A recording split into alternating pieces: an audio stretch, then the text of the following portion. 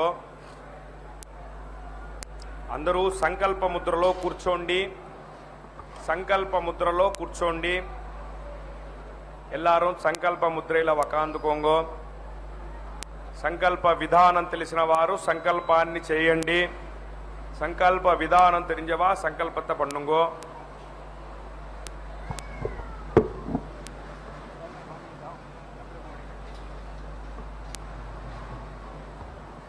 ఓం అస్మద్గురుభ్యో నమః. ఓం అస్మత్పరమగురుభ్యో నమః. ఓం అస్మత్పరమేష్టిగురుభ్యో నమః. ఓం అస్మత్సర్వగురుభ్యో నమః. ప్రణమ్య శిరసా దేవం నారాయణమశేషగం రమా వక్షోజకస్తూరీ పంకముద్రిత వక్షసం శ్రియః పతిమహం వందే శ్రీవైకుంఠనికేతనం పంచరాత్ర ప్రవక్తారం ఆద్యం నారాయణం గురుం శుక్లాంబరధరం విష్ణుం శశివర్ణం చతుర్భుజం ప్రసన్నవదనం ధ్యాయేత్ సర్వవిఘ్నోపశాంతయే. యస్యద్విరదవక్త్రాద్యాః పారిషద్యాః పరస్సతం విఘ్నం నిఘ్నంతి సతతం విశ్వక్సేనం తమాశ్రయే. అందరూ సంకల్ప ముద్రలో కూర్చోండి. సంకల్ప విధానం తెలిసిన వారు సంకల్పాన్ని చేయండి. సంకల్ప విధానం తెలియని వారు అమ్మవారినే ప్రార్థన చేయండి. எல்லாரும் సంకల్ప ముద్రలో వకాందుకోంగో. సంకల్ప విధానం தெரிஞ்சவா సంకల్పத்தை பண்ணுங்கோ. సంకల్ప విధానం தெரியாதவா தாயாரையும் பெருமாளையும் பிரார்த்தனை பண்ணுங்கோ. సర్వేషాం భక్తజనానాం క్షేమస్థైర్య విజయ వీర్య అభయ ఆయురారోగ్య ఐశ్వర్య అభివృద్ధ్యర్థం ధర్మార్థ కామ్యమోక్ష చతుర్విధ ఫలపురుషార్థ సిద్ధ్యర్థం మనోవాంఛత ఫలసిద్ధ్యర్థం రాజద్వారే సర్వకార్య అనుకూలత సిద్ధ్యర్థం ఆరోగ్య దృఢగాత్ర వజ్రశరీరాభివృద్ధ్యర్థం లోకక్షేమార్థం శ్రీ పద్మావతి శ్రీనివాస కృపాకటాక్ష సిద్ధ్యర్థం కళ్యాణ మహోత్సవం ఆచార్యముఖేన అద్య కరిష్యే. సర్వం శ్రీ వెంకటేశార్పణమస్తు. గోవింద గోవింద.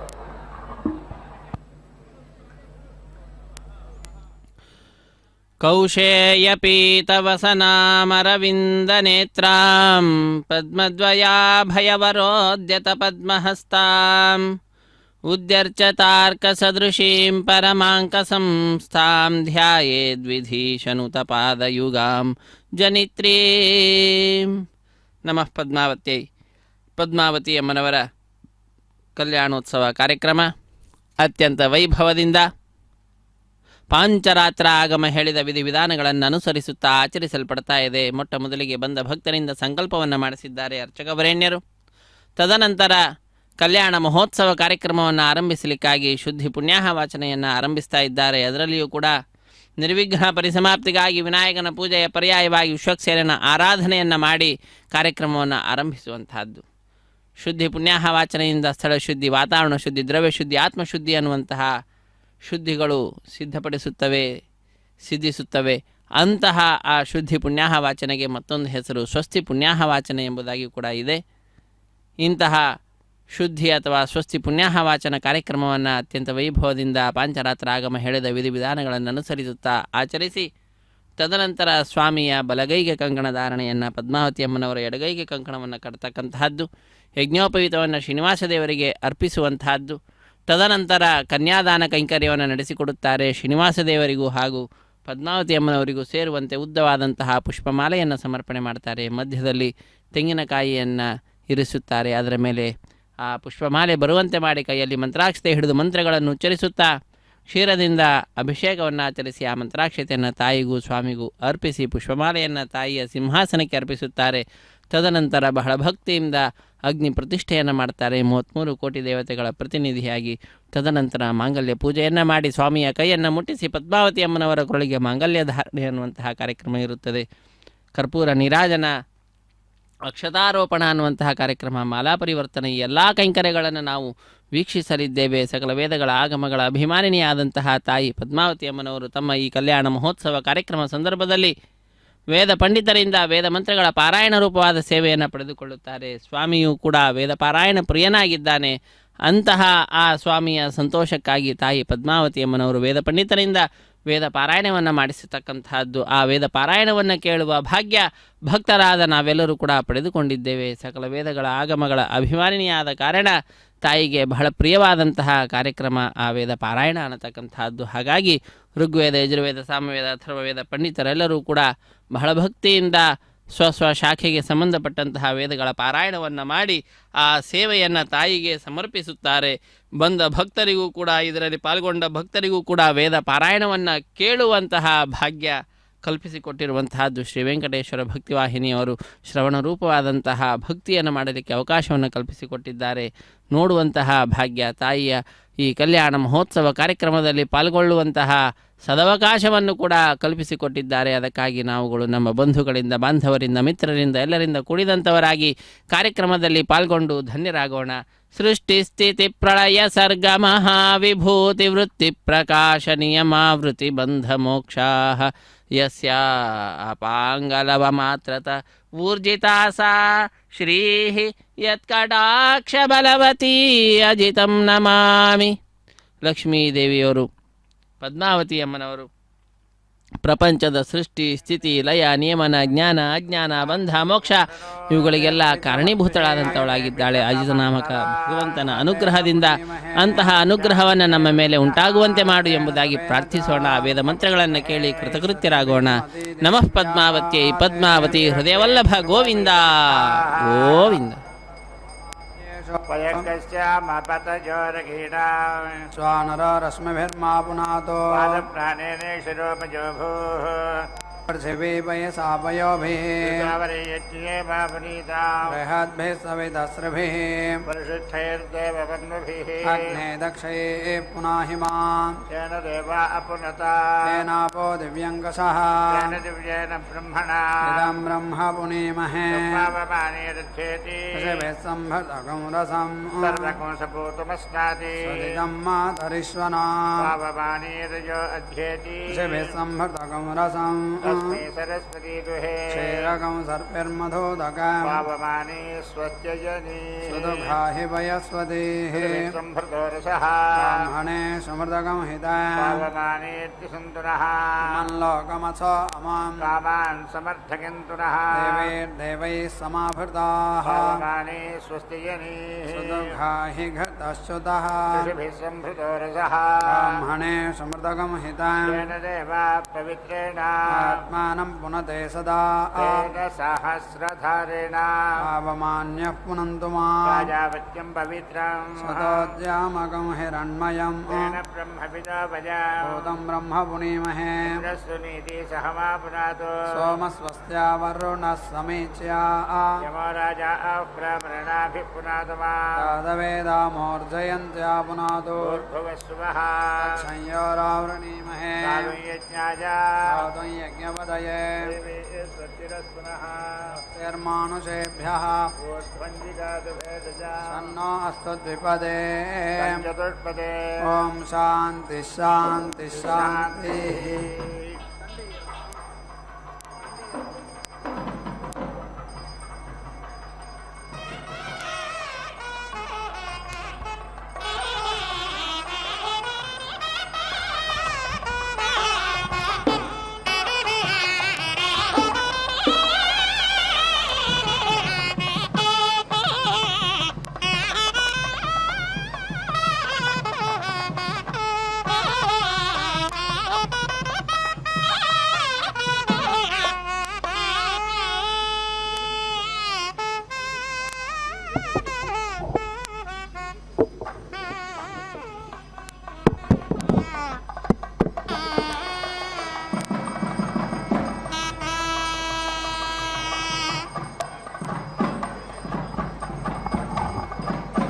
कृत्तिकाः नक्षत्रं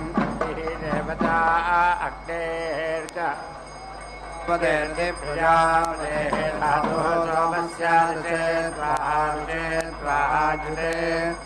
स्वाहा भासे स्वाहा ज्योतिषे स्वाहा रोहिणी नक्षत्र प्रजापतिरिति प्रजापतिः देवता मृगशीर्षमिति मृगशीर्षां नक्षत्रं सोमः देवता आर्द्रा नक्षत्रं रुद्रा देवता पुनर्वसु इति पुनः वसुः नक्षत्रम् अदितिः देवता शिष्यः नक्षत्रं बृहस्पतिः देवता आश्लेषा इत्याश्लेषाः नक्षत्रम् सर्पाः देवता मघाः नक्षत्रम् पितरः देवता फल्गुनी इति नक्षत्रम् अर्यमा देवता फल्गुनी इति नक्षत्रम् भगः देवता हस्तः नक्षत्रम् सविता देवता आदित्या नक्षत्रम् इन्द्रः देवता स्वाति नक्षत्रम् वायुः देवता शाखे दिवि शाखे नक्षत्रम् इंद्राग्नि इंद्र अग्नि देवता अनुराधा इत्यनुराधाः नक्षत्रं मित्रा देवता रोहिणी नक्षत्रम् इंद्रः देवता विसृता विधिविसृतौ नक्षत्रम् पितरः देवता आषाढाः नक्षत्रम् आपः देवता आषाढाः नक्षत्रम् विश्वे देवाः देवता आषाढा नक्षत्रम् विष्णुः देवता स्रविष्टाः नक्षत्रम् वसवः देवता शतभिषगिति शतभिषगे नक्षत्रम् इन्द्रः देवता प्रोष्ठपदा इति प्रोष्ठपदाः नक्षत्रम् अजः एकपादित्येकपात् देवता प्रोष्ठपदा इति प्रोष्ठपदा नक्षत्रम् अहिः बुद्ध्यः देवता रेवती नक्षत्रम् पूषा देवता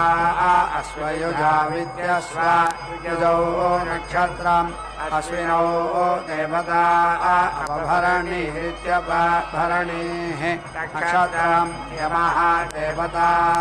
पूर्णा पश्चात् यते देवाः अदधुः माधवा च वासन्तिकौ ऋतु इति शुक्रः च शुचिः च ग्रैष्मौ ऋतु इति नभः च नभस्यः च वार्षिकौ ऋतु इति इषः च ऊर्जा च शारदौ ऋतु इति सहः च सहस्यः च हैमन्तिकौ ऋतु इति तपः च तपस्यः च शैशिरौ ऋतु इति अग्नेः अन्तश्लेष इत्यन्तः श्लेषः अशीकल्पेत द्यावा पृथिवी इति द्यावा पृथिवी कल्पन्ताम् आपः कल्पन्ताम् अग्नयः पृथक् मम ज्येष्ठ्याय सव्रताः इति सा व्रताः ये अग्नयः समनसैसा मनसः द्यावा पृथिवी इति द्यावा पृथिवी शैशिरौ ऋतु इति इति कल्पमानाः इन्द्रम् इव देवाः अभिसमिति विसन्तो संयदिति सा यत् च प्रचेता इति प्रचेताः च अग्नेः सोमस्य सूर्यस्य उग्रा च भीमा च तृणा यमस्य इन्द्रस्य ध्रुवा च पृथिवी च देवस्य सवितुः मरुताः वरुणस्य धत्री च धरित्री च मित्रावरुणयोरितिमित्रा वरुणयोः मित्रस्य धातुः प्राची च प्रदीची च वसूनां रुद्राणाम् आदित्यानाम् ते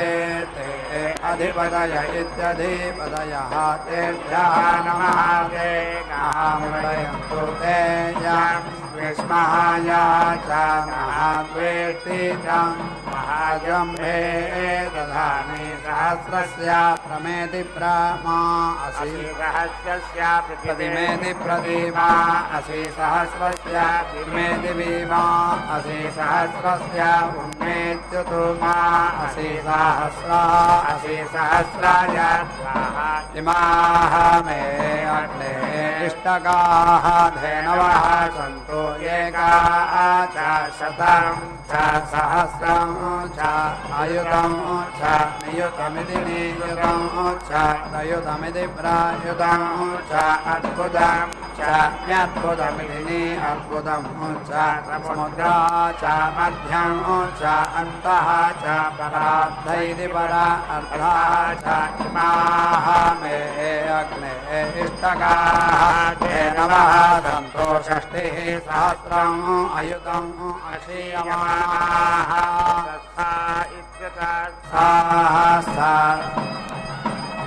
वृद्ध इत्यर्थः घटश्च्युत इति घटा मधुश्च्युत इति मधुच्युता ऊर्जस्वदेः स्वधाविनेरिति स्वधाविनेः ताः मे अग्ने इष्टकाः धेनवः सन्तु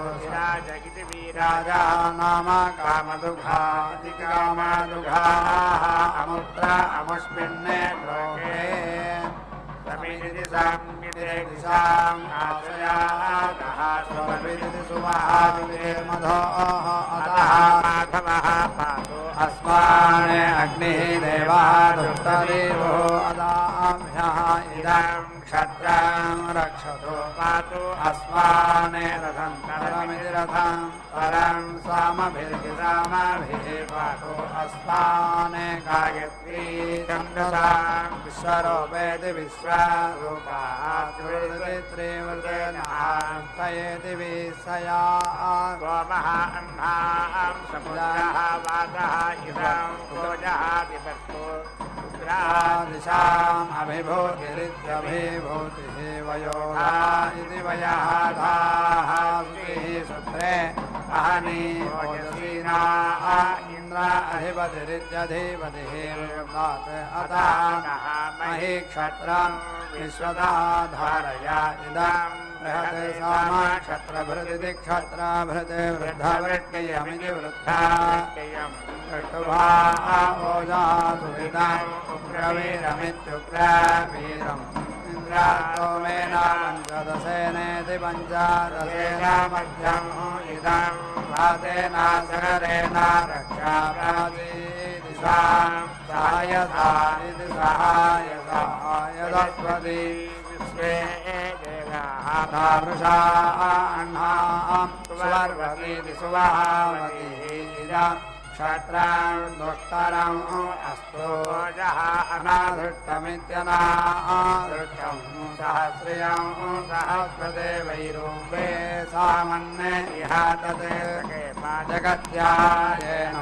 विक्षो येति वेशयामः विश्वे देवाः तदसेनेति सप्तदशेनाच्चः इदं क्षत्रं सलिलवातमिति सलिलवातम् उग्रं धर्त्री दिशां क्षत्रम् इदं दाधारापस्थेत्युपसा आसानां मित्रवदिति मित्रवदे अस्तु ओजः मित्रावरुणेति मित्रा वरुणाः शरदा अह्नां चेत्नो इति अस्मै राष्ट्राय महि शर्म यच्छतम् वैरागे सामन्ये अधीति मे अनीशा अनुष्टुभेद्यनो ऋतुभा इदं क्षत्रं मित्रवदिति मित्रावते आत्रदां मित्राद्रानो मित्रावरुणेति मित्रावरुणाः रक्षताम् आधिपत्यैरित्याधिपत्यैः सम्राट् दिशां सहसां नीति सहसां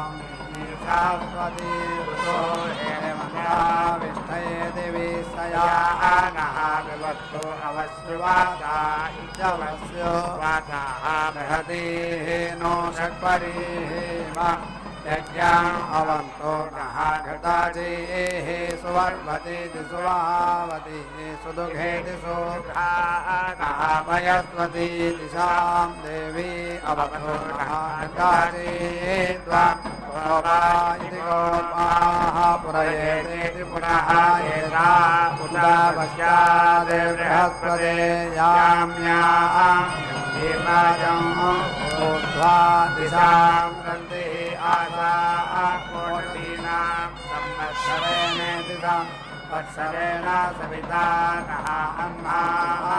देवते सामा अधिच्छन्दादित्यधिच्छन्दाः ॐ छन्दः अजातशत्रुरित्यजाता शत्रुः स्यो नः अस्तु स्तोमत्रयस्त्रीगं सयिति स्तोमत्रयस्त्रीगं से भुवनस्य पत्नी विवस्वते माते अभीति नः तेति कृतावती सवितः आधिपत्येरित्यादि तन्त्रिः आशानः अस्तु दिशां विष्णुपत्नीति विष्णुपत्नी अघोरा अस्य ईशाना पादायापदे मातरिस्वाहा उक्तावायो भुवाना भुवाना वाताः अवेदिनः गृणन्तो विष्टम्भ इति वे स्तम्भा दिवः तरुणः पृथिव्याः ईशाना जगतः विष्णुपत्नी विष्णुपत्नी इति विश्वाभ्यताः इषयन्ति सुभोतिरिति सुभूतिः शिवा अस्तु अदितिः उपास्थयेत्युपास्थे वैश्वानराः ऊर्ध्या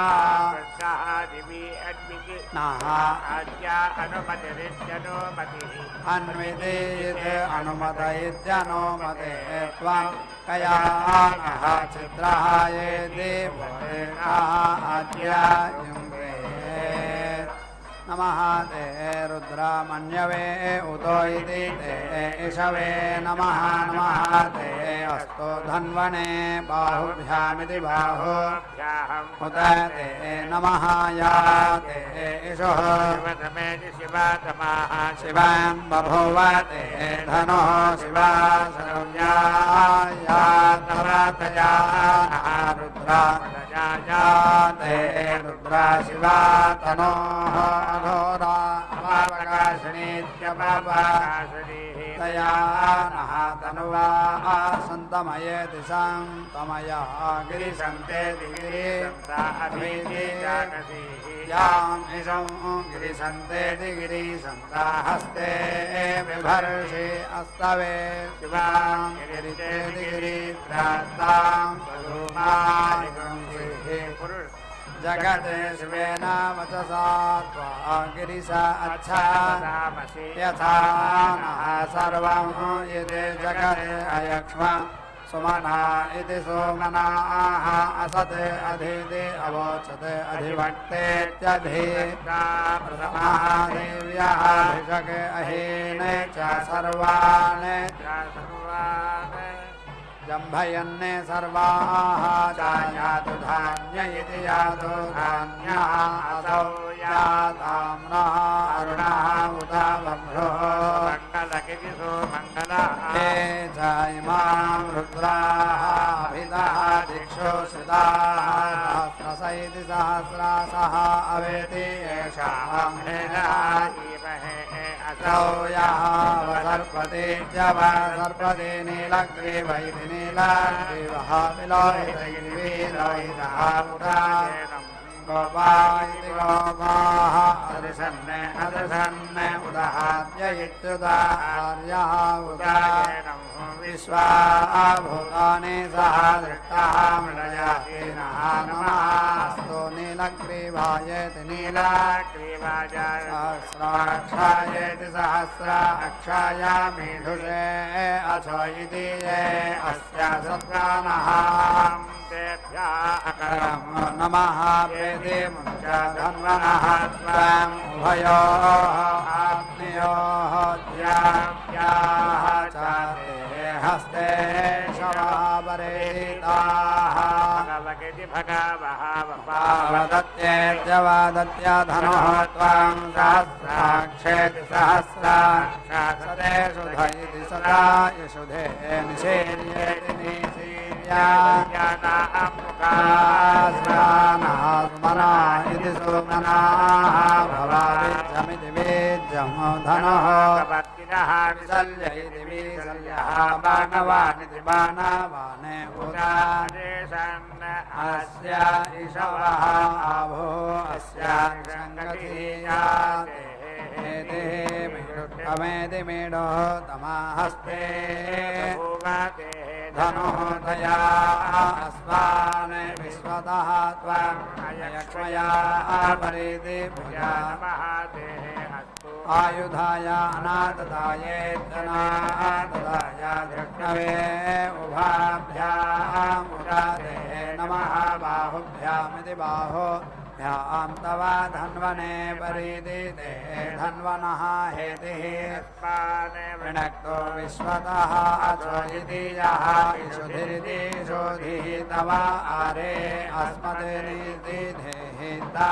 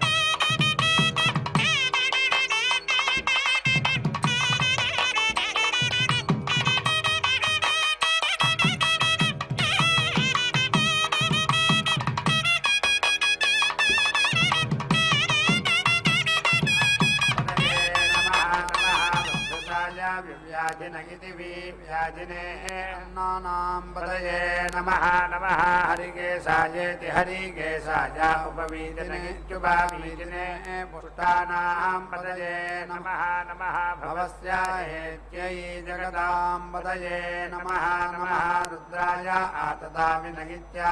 आतदाविने क्षेत्राणां पदये नमः नमः सूदाय अहन्त्याय वनानां पदये नमः नमः रोहिताय स्थपदये वृक्षाणां पदये नमः नमः मन्त्रिणे वाडिजाय कक्षाणां पदये नमः नमः भुवन्तये वारिवस्कृताय दिवारिवः कृताय ओषधीनां पदये नमः नमः उच्चैर्घोषायेत्युच्चैः घोषाय आक्रन्दय दैत्या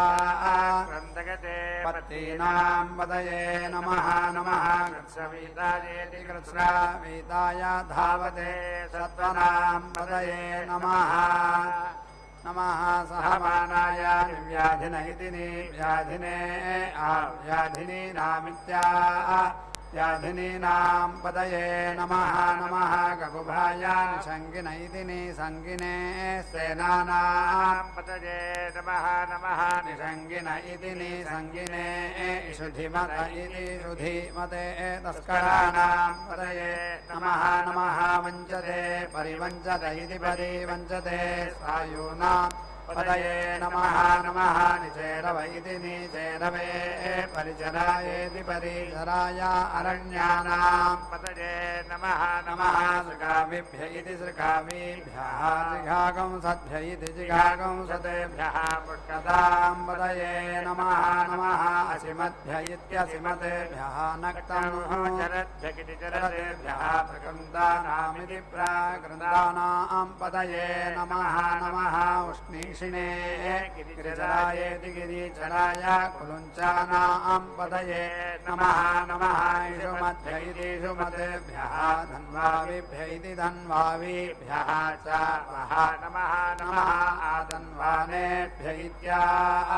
धन्वानेभ्यः प्रतिदधानेभ्य इति प्रतिदधानेभ्यः च वः नमः नमः आयच्छद्भ्य इत्यायच्छद्भ्यः विसृजद्भ्य इति विसृजद्भ्यः च वः नमः नमः अस्यद्भ्य इत्यस्यद्भ्यः विद्यद्भ्य इति विद्यतेभ्यः च वः नमः नमः आसीनेभ्यः शयानेभ्यः च वः नमः नमः स्वपद्भ्य इति स्वपदेभ्यः जाग्रद्भ्य इति जाग्रतेभ्यः च वः नमः नमः तिष्ठद्भ्य इति तिष्ठतेभ्यः धावद्भ्य इति धावतेभ्यः च वः नमः नमः सभाभ्यः सभापतिभ्य इति सभापतिभ्यः च वः नमः नमः अश्वेभ्यः अश्वपतिभ्य इत्यश्वपतिभ्यः च वः नमः नमः आव्याधिनीभ्य इत्याव्याधिनीभ्यः विविध्यन्तेभ्य इति विविध्यन्तेभ्यः च वः नमः नमः उगणाभ्यः ऋगमहतेभ्यः च वः नमः नमः कृत्सेभ्यः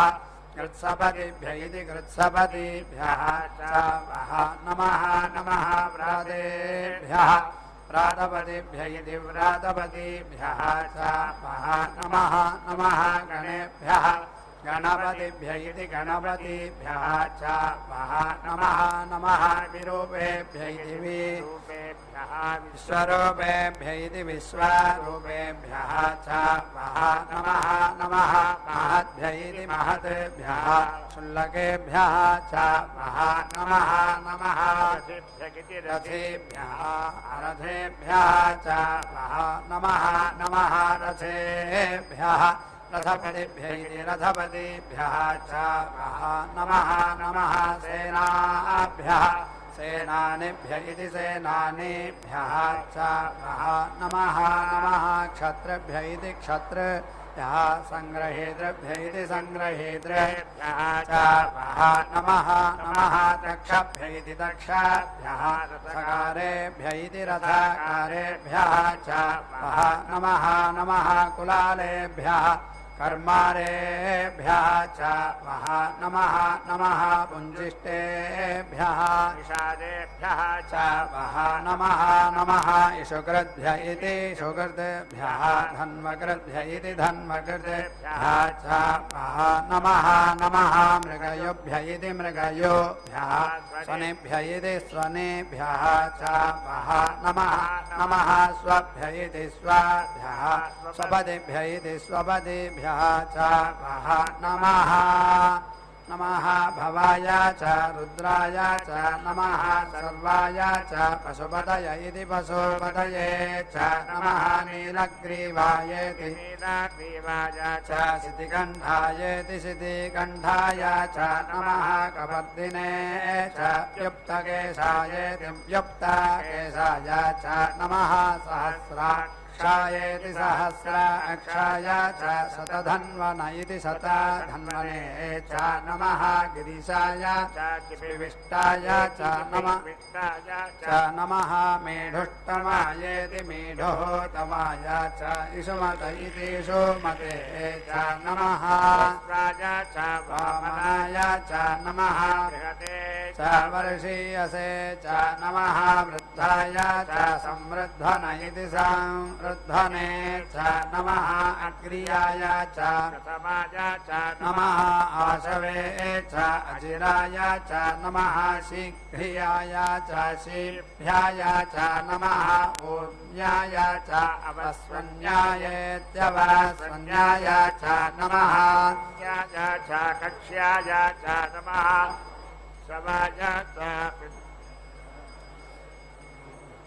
नमः नीलग्रीवायेति नीलग्रीवाय च शितिकण्ठायेति शितिकण्ठाय च नमः कवर्दिने च व्युक्तकेशायेति व्युक्तकेशाय च नमः सहस्राक्षायेति सहस्राक्षाय च शतधन्वन इति शतधन्वने च नमः गिरिशाय च शिविविष्टायेति शिविविष्टाय च नमः मेढुष्टमायेति मेढोतमाय च इषुमत इति इषुमते च नमः घटस्थाय च वामनाय च नमः बृहते च वर्षीयसे च नमः वृद्धाय च समृद्धन इति समृद्धने च नमः क्रियाय च प्रथमाय च नमः आशवे च अचिराय च नमः शीघ्रियाय च शीभ्याय च नमः ऊर्ध्याय च अवस्वन्यायेत्यवस्वन्याय च नमः स्रोतस्याय च द्वीप्याय च नमः ज्येष्ठाय च कनिष्ठाय च नमः पूर्वजायेति पूर्वाय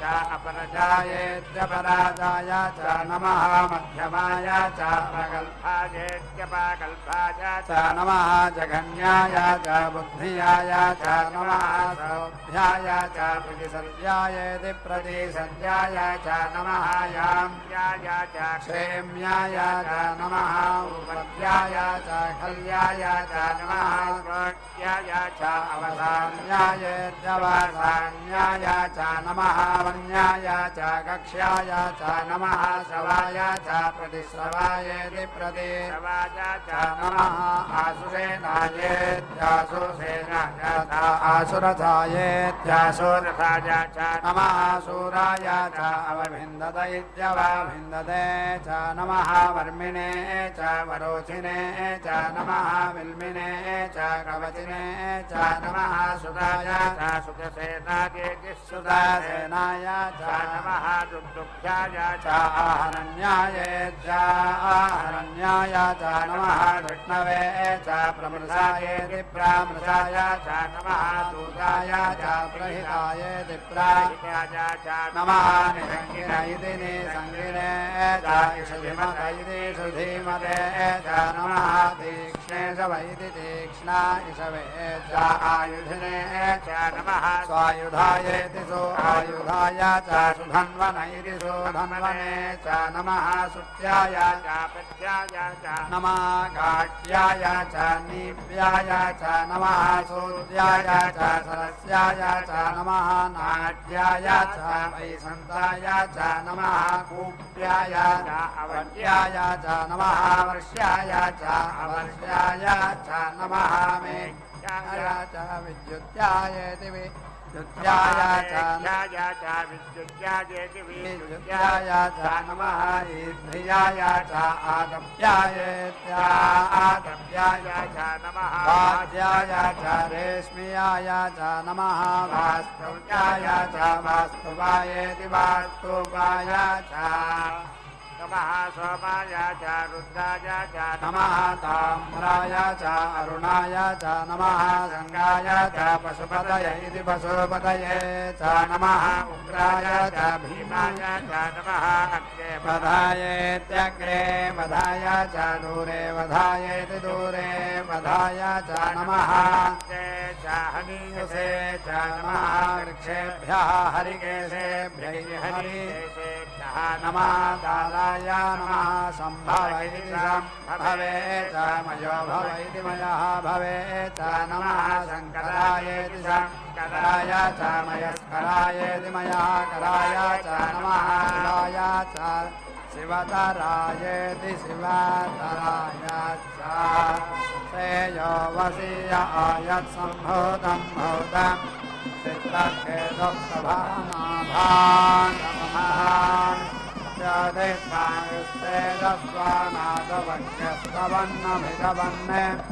रोचनो रोचमानः शोभन शोभमान कल्याणाः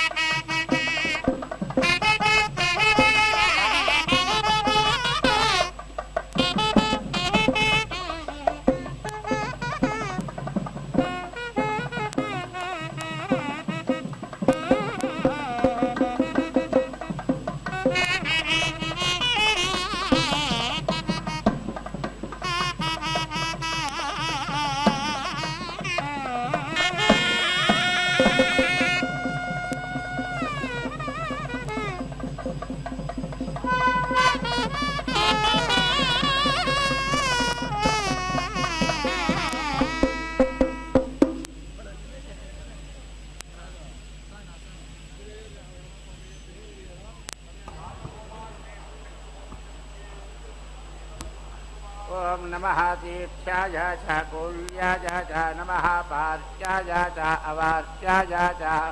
प्रातरणाय च उत्तरणाय चतुर्धरणाय च नमः आचार्याय च आचार्याय च आलाद्याय च आलाद्याय च नमः दृष्ट्याय च फेन्याय च नमः सिकत्याय च प्रवाक्याय दिप्रावाक्याय च नमः याय च प्रपथ्याय दिप्रापथ्याय च नमः दिगंशिलाय च क्षयनाय च नमः कवर्दिने च पुरस्तये च नमः गोक्षाय दिगोक्षाय च गृह्याय च नमः द्रव्याय च केक्ष्याय च नमः काष्ठाय च कक्वरेष्ठाय दिगक्वरेशाय च नमः कवयाय च दिवेश्व्याय दिनिवेश्व्याय च नमः पाकुंसव्याय च रजस्याय च नमः शुष्क्याय च हरित्याय च नमः लोप्याय च पुलप्याय च नमः पूर्व्याय च सूर्म्याय च नमः वन्याय च वन्नसज्जाय वन्नसज्जाय च नमः अपगुरमाणाय च विघ्नदैत्यभिघ्नते च नमः आखिददैत्याखिदते च खिददैति प्राखिदते च नमः वाहकर्गेभ्यः देवानामृतयेभ्यः नमः क्षीणकेभ्यैति विक्षीणकेभ्यः नमः चिन्वट्केभ्यैति विचिन्वट्केभ्यः नमः निर्हतेभ्यैतानि नमः आमीवत्केभ्यैत्यामीवत्केभ्यः पूर्णाहुतिमुत्तमाञ्जुहोति सर्वं वै पूर्णाहुतिः सर्वमेवाप्नोति अथोऽयं वै पूर्णाहुतिः अस्यामेव प्रतिष्ठति नारायणाय विद्महे वासुदेवाय धीमहि तन्नो विष्णुः प्रचोदयात् स्वाहा महादेव्यै च विद्महे विष्णुपत्न्यै च धीमहि तन्नो लक्ष्मी प्रचोदयात् स्वाहा